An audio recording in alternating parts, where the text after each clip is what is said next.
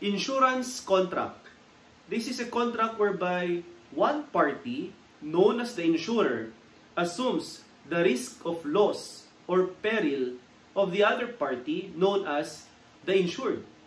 The insured party has to pay a certain amount, known as a premium, in order for the said insurer to assume the risk of this insured. Take note, class, that according to Article 1174 of the Civil Code, no person shall be held liable in case of fortuitous event, except when the law so provides, the stipulation so provides, and when the nature of obligation requires assumption of risk. And here, we have an insurance contract wherein the nature of the obligation of an insurer is the assumption of risk of the insured. Okay?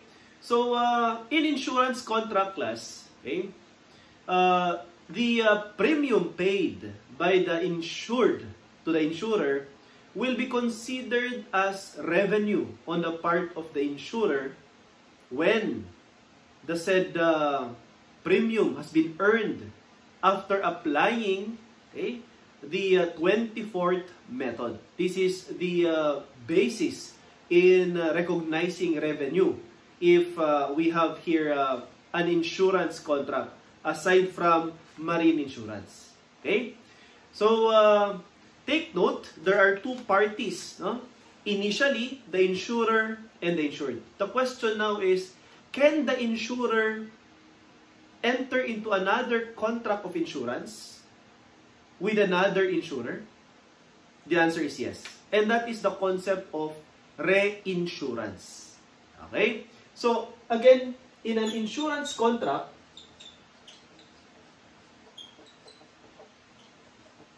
there are two parties involved.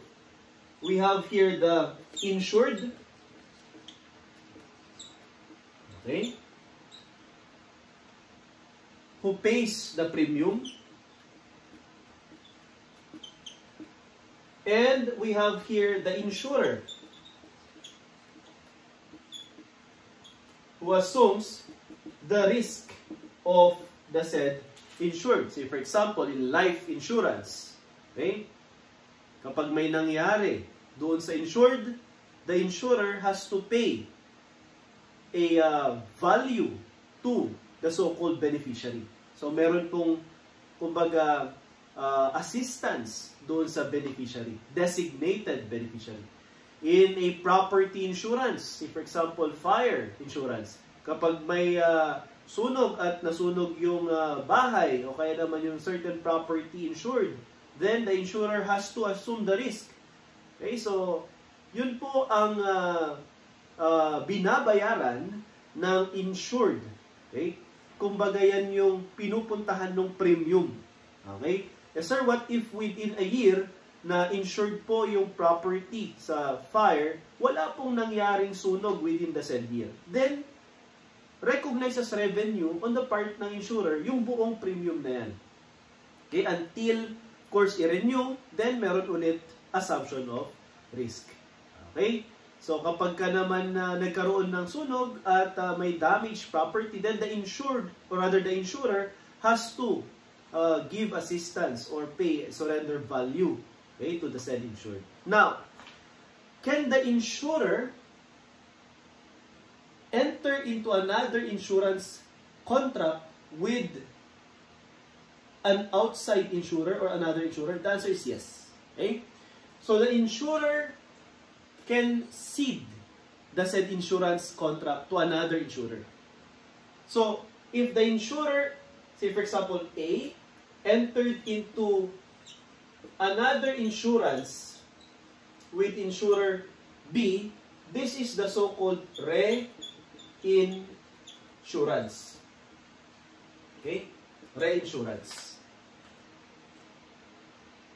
Insurer A will be known as the cedant. Okay? The insurer who cedes or ceded the said insurance. Okay? While the reinsurer in this scenario, it's insurer B, okay, will assume the risk ceded to the said reinsurer. 100%, 50%, or depending on the percentage wherein the cedant transferred or ceded to the reinsurer. So take note of that. No? The question now here is whether or not the insured is part of the contract of reinsurance between insurer A and insurer B. The answer, class, is no. Okay? So the insured only contracted with insurer A. And the insured has no liability or obligation to pay premium to the reinsurer. Okay? So the reinsurance contract only pertains to contract entered into between insurer A and insurer B. So insured individual or entity is outside the reinsurance contract. Okay? So, the insurer A or cedant may cede 100%, may transfer the risk or assumption of risk to reinsurer B 100% or 50% or a certain percentage. Okay? So, take note of this. No? Now, aside from the so-called insurer, okay, and insured, insurance company has their respective agents, insurance agents or brokers. Okay? And these agents will earn commission. Okay? While on the part of the insurer, this commission is considered as expense. Okay? So, we're done with the parties involved, no, in insurance. We have the insurer and the insured. Okay? Now, you have learned in your law that the insured, okay, may designate a beneficiary. Okay? Whether it's revocable or irrevocable. Okay? Now, if, say for example, okay, we have here an insurance contract which is considered as marine insurance, how can the insurer recognize revenue?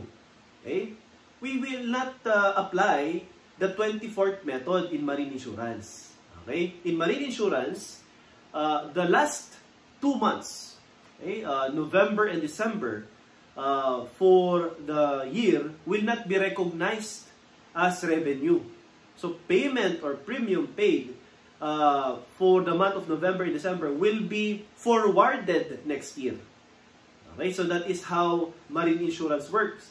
But in other kinds of insurance, such as life insurance, property insurance, we apply the 24th method. There is a presumption under 24th method that every insurance will start at the middle of the month. Okay? So say for example, if I contracted, no, with an insurance company, say for example, Sun Life, AXA, what else? Manulife, okay, etc. January of 2020, okay, in a year, we have 12 months. So, 12 times 2, 24. Okay, so that's 24th method. However, the presumption is, during the month of January, the contract entered into between me and the insurance company will start at the middle. Okay? So, therefore, we have here 11.5, no, months. So, 23 over 24. Okay? So, in determining whether or not the insurance company will recognize the full amount of insurance, they have to apply the so-called 24th method. Okay? Say for example, in this particular method, if